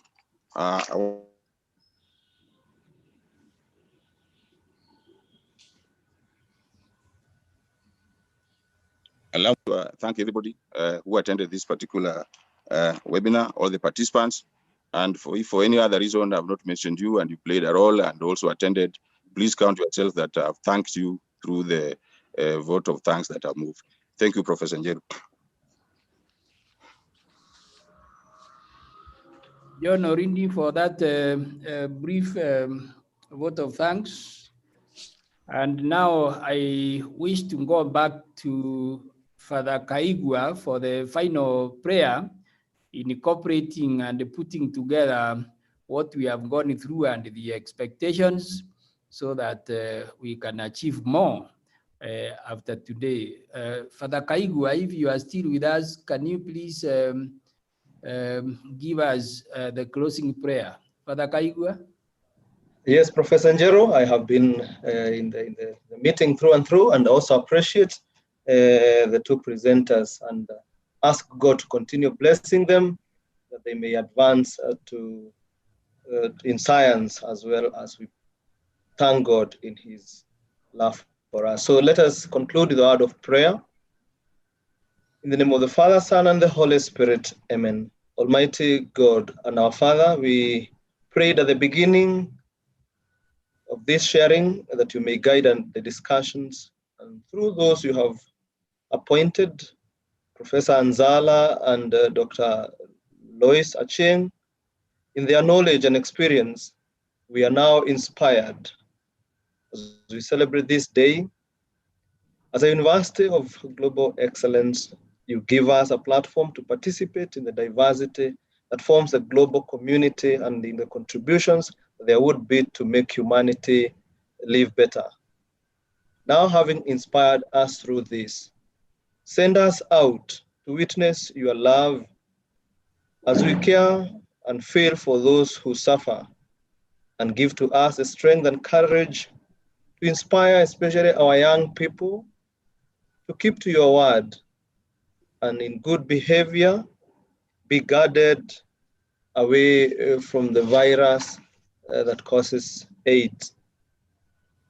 Bless all families that we belong to, and especially as a family of the University of Nairobi, particularly those who suffer directly from this pandemic. Help us to advance in our relationship between faith and science as a university, so that we may continue in developing humanity to remain as you wished us right from the beginning, to be happy. And as we continue in the other activities of this day, guide us, O Lord, for truly we depend on you. I would request that all of you unmute your microphones so that we may say amen at the end. Amen. May the grace of our Lord Jesus Christ, and the love of God, and the fellowship of the Holy Spirit keep us all. Amen. Amen. Amen. Amen. Thank you very much. Amen. Thank you, Father God bless you all. Father. And you too. Thank you.